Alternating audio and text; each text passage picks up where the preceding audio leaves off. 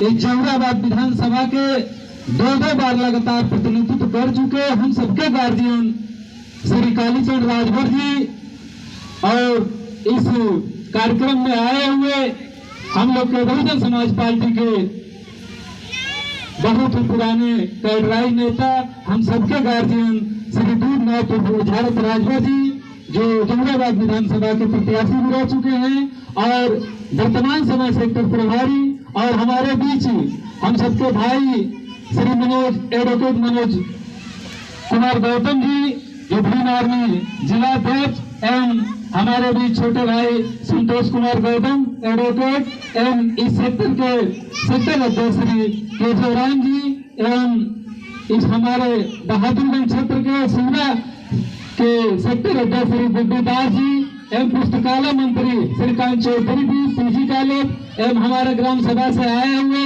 श्री बिक्कू जी प्रेमराज बहुत हुए, लेकिन हमारा समाज पढ़े और लिखने की बात किया करता है। हमारे लोग लिखे पढ़े लोग हैं, दूसरे का इतिहास पढ़ने का काम करते हैं। हमारे लोग जब लिखेंगे तब तो हमारा इतिहास लिखा जाएगा। सबसे पहले इसको जानने की जरूरत है। राजा सुहेलदेव ने उस 1000 जो सन पड़ता है 1009 में, उस समय इतिहास के पन्नों में आपका हमारे लिखने वाले लोगों का पता नहीं था, लेकिन सबसे बड़ी सोचने की समय है। आज हमारे समाज के लोग कहां जा रहे हैं?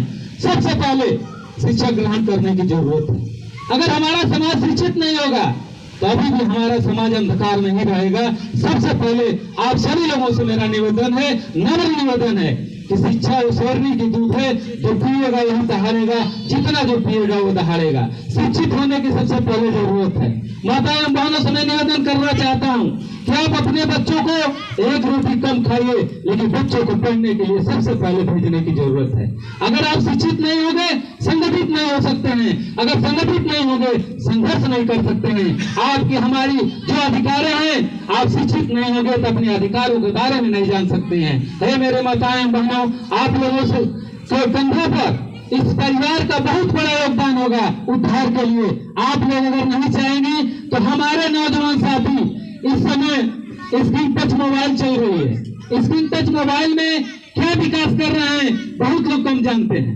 और इस मोबाइल की जो क्रांति हुई है ये बहुत ही अच्छी बात है, लेकिन मोबाइल से क्रांति और भ्रांति दोनों फैल रही है। इस पर विशेष ध्यान देने की जरूरत है।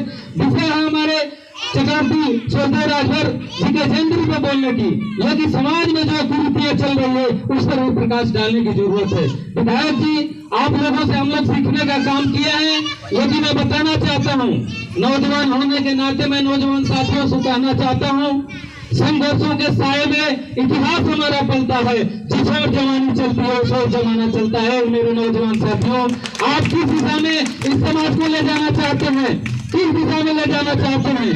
अगर सही दिशा नहीं तय करेंगे तो हमारे आने वाली पीढ़ी हमको गाली देने का काम करेगी। और मैं तो कहीं भी जाता हूँ इस बात को बोल दिया करता हूँ, हमारा डीएनए आपका डीएनए एक है। और जात की परिभाषा यही होती है, जो कभी जाति नहीं उसे जाति कहा जाता है। मैं जात की बात नहीं करता हूँ, मैं मूल निवासी और बहुजन समाज की बात करता हूँ, भारतवर्ष की बात करता हूँ। इस देश में हम जन्मे, इस देश के उत्थान के लिए, इस समाज के उत्थान के लिए, अपने प्राणों की आहुति देने के लिए भी अगर एक एक खून का कतरा भी बहाना पड़े तो इस समाज और इस देश के लिए हम लोग तत्पर रहेंगे। तब जाकर हमारे सही समाज की संरचना हो सकती है। और राजा सुहेलदेव की सही मायने में अगर आप नमन करने आए हैं और उस शख्सियत के उस महापुरुष को आप मानते हैं तो समाज के उत्थान के लिए सबसे पहले समाज में भाईचारा बनाने की जरूरत है। और जात पात से उठकर जात धर्म से ऊपर उठकर अगर विकास करना चाहते हैं और सही समाज की संरचना करना चाहते हैं, जात पात से उठकर भाईचारा बनाने की जरूरत है।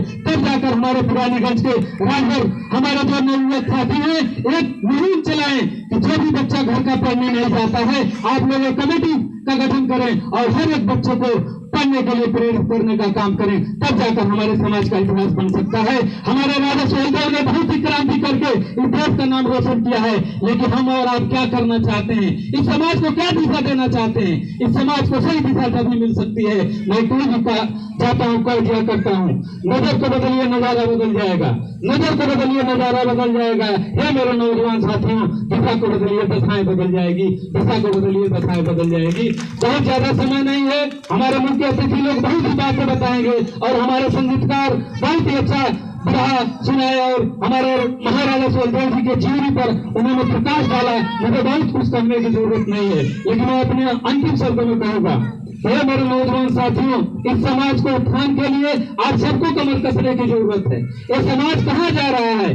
अभी समाज में मैं चैलेंज के साथ कहना चाहता हूँ, अभी भी हम लोग का जो समाज है जो शिक्षा ग्रहण करना चाहिए था वो शिक्षा अभी ग्रहण नहीं कर पा रहे हैं। लोग अगर हाई स्कूल इंटर पढ़ ले रहे हैं, जानने बैठे, ऐसे काम नहीं चलेगा। समाज के उत्थान के लिए हम सबको बीड़ा उठाना होगा।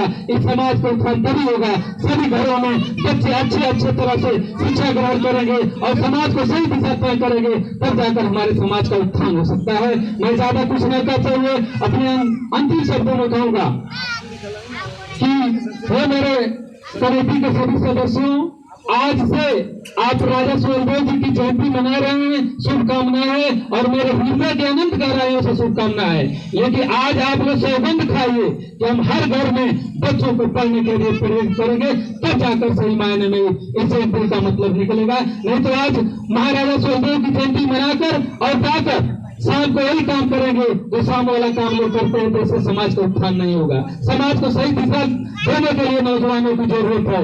आज बड़ी खुशी की बात है, 26 जनवरी 1950 को भारत का संविधान भी लागू हुआ और महाराजा सुहेलदेव की जयंती भी मनाई जा रही है। ये बड़ी संयोग की बात है और बड़ी शुभ दिन है। इस दिन को आप लोगों को बहुत ही कमर कस के इस बात को ध्यान में देना होगा कि सही मायने में शिक्षा के प्रति, अपने बच्चों को, अपने गांव के प्रति आप लोगों को जागरूक होने की बात है। मैं अपने अंतिम शब्दों में इतना जरूर कहूंगा कि मौत का डर उन्हें लगता है जिनके कर्मों में दाग होती है। मौत का डर उन्हें लगता है जिनके कर्मों में दाग होती है। हम सब तो भारतवर्ष के औलाद हैं, हमारे तो खून में भी आग होती है, हमारे तो खून में भी आग होती है। धन्यवाद।